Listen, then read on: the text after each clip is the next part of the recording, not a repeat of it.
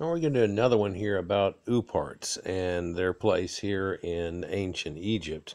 Whenever you see something that's out of place quite a bit, and I don't know if anybody's seen my other video that I actually have on um, this exact position right here, but this is the basalt black laid out escarpment area, flattened, that's put right there in front of the pyramid. Indeed, it's just right there in front of the pyramid. This is that flattened out area that I show you, and the picture that I got was generally taken from somebody sitting about on this rock.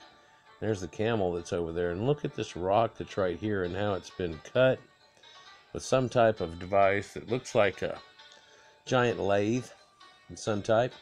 And then this also right here is a round piece of rock, and this is just a piece of the pie. It even shows up in the screen there, and these three lines that are cut into it here deep that were cut with some type of radial saw too. And just some unique things. When you look close at these cuts, you can see the lines in them, and especially like in this one here, how it has this rounded tool mark in the back of it. And a lot of people have thought it may be like a rope saw, where you take a piece of rope and you're running it through perhaps water and sand so it sticks to it, and then you're running it through this thing and it's slicing it away. But I don't know if it'll pick up in here, but the lines seem to be going this way. The line, see the lines are going with the shadow line and not down the other way, or not sideways, which would make it the other oddity. You can see them perhaps in this closer picture up here, but how it's rounded in the bottom of that too, and gives you an indication of a different type of cut that's going on. These striations and these lines that you see on all these rocks that show you there's a machining, and this is just right in front of the pyramid. I mean, here we are, and these rocks that you can look at and you can see the edges of them and how they've been cut, and it would have to be some gigantic radial saw, or like I say, perhaps a rope saw. But you look close and you see these lines, and I sure hope this is picking up on the screen. Sometimes my stuff blurs whenever I put it in, God knows why. But you can see these cuts that are in here, and look how it cut, and it hops up those little runs right there. That's kind of telltale and out of place, and it doesn't allow you to have a rope saw going on necessarily. It just doesn't look right. Look, they have these horse rides right here, and you can climb up on one of these rocks, stand on the rock to climb up on the horse. I mean, that's just how open this place is, and allows you to look around, and you can go right over here and see where these machine marks are done on these rocks. It's not really just hidden. It's hidden from our thoughts of the possibility of what they were doing. But you look at some of these things and the side of that, and how it looks, and it just really harkens to something that's not under the idea that what we're thinking of generally. Look at all these slits cut in this one bottom of the rock, and indeed it looks like some of these bottoms of these rocks have these multiple slits cut in them where they could break out the pieces as they needed, so it would fit to the bottom up under them. But what a pain in the ass to have gone through all this thing, unless they have some gigantic nuclear powered radial saw that they don't have to worry too much about. And again, we're right here in front of the pyramids, people. And look at this melded out rock where it just looks melted and just verfed. And you could say, well, that may have been done by rocks pounding on rocks like they try to get you to believe. And then they show you something with a cylinder core cut out and then a corner and this etching. And then how do you get a round rock to poke in the corner and do that crap? And then this was supposed to have just been done by a chisel or something. And that's just not feasible. It's really not feasible. This rock here's got a slit cut in it. And if you look at the face of the rock, he didn't even go in at a hard spot. And where's the stuff on the left versus the right? And how did it just slice through there like that? It was just an odd shape, even where it's originally cut at. You look at it close and you see these lines, and they're up under all of these rocks here. It's just a strange occurrence. Strange to see this type of thing. But there's something even stranger I want to show you that most people don't see, and it's surely not a camel, but it's something that's actually in the Cairo Museum that you can see just directly right near here. And I'll show that to you now after I show you a few more lines cut in these rocks. Look at this machining line working. I mean, we're right there at the pyramid. Multiple cuts. All right, let's go inside. It's getting hot out here.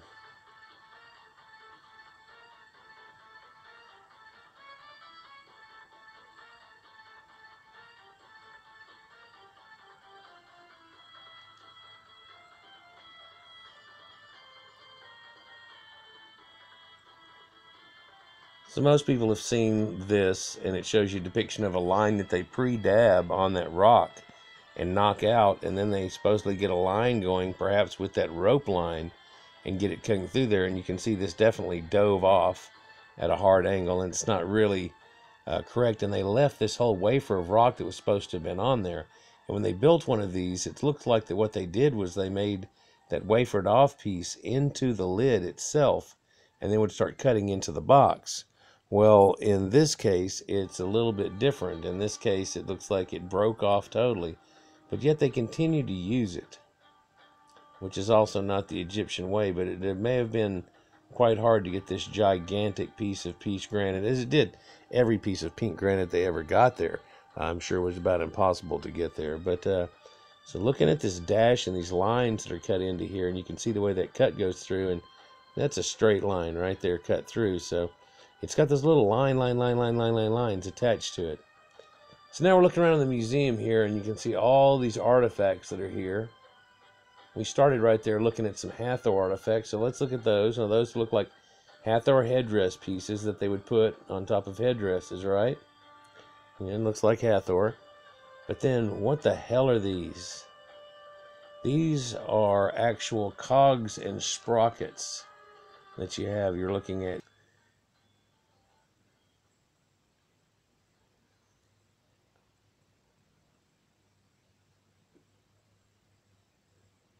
So how could you get this complex bevel design right here that's on these? You can see this beveled cog work, right? And it's cut into the triangles. This is a modern thing. This is knurling and things that we do in a modern day time, to where two cogs and two gears fit together and they mesh, right? And you can see this design of meshing that they have on them, where not necessarily just the spikes would reach a next one, but somebody else's spike is made to fit into each one of these notches. And so, like two fingers, hands going together, they're supposed to mesh together. Something along this line here, where they mesh together and roll through. And what was the use of these things? I mean, was this what they had on top of the perfectly round copper cylinders to help cut the tube holes in? But I want you to notice how square the little hole is in these things too. And so that would lock them on. And this is what we use today. Same technology, same squared off in here, and then you have a bolt that goes over the top of that with a washer, and another bolt, and the top of that has a screw that holds down tight on it. But what did they use, and how are these things utilized? Is this part of that machine that no one knows exists? Because it sure looks like it's something it's not supposed to exist in Egypt.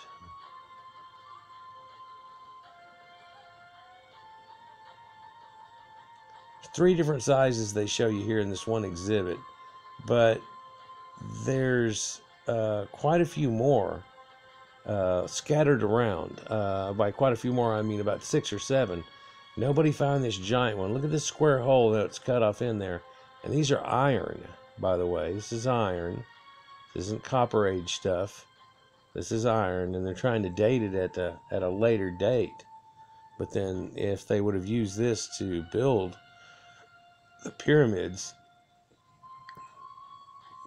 they would have had to had it at an earlier date than what they're projecting. So they just kind of avoid this wholly, like it doesn't exist. And what we're told is that they didn't use a rope thing or anything like that. They used primitive shovels, little axes, little picks, little things like that, chisels, saws, tongs, knives, shears, nails, heads of hoes, axes, adzes, and hammers of iron. They don't give you a date attribution to it and everything, but when you look, they have these. And these are predating that, but they are iron saws that they have, and they say this is what they cut the rock with, that they would rub it back and forth. And no one's coming up with the idea of how they nibbeted the end here in perfect triangles in symmetry all the way down it. And what would it take to do that? Something harder than its own material. It's not something you could really cast and mold. And then these would, of course, have to be sharpened somewhat, and then frequently too.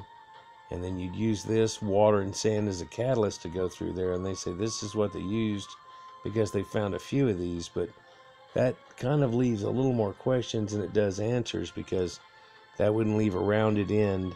That would leave the lines going in a different direction on about a third to half of these things, or if not more.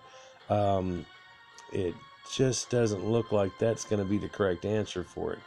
Anyhow, I wanted to share this with you, and the fact that they, have a few of these artifacts that people aren't really aware of, and these blades here, and how finite they are, and how they used to have a handle on them, a hole through them with a whole handle built onto it. Now the handles rot off a long time ago and stuff. It's amazing these things haven't rotted off enough, and if it didn't have the teeth showing on it, we may not have even realized what it actually was. Anyhow, like, share, and subscribe, guys, and we'll get into this more deeply. Much more to come. Peace.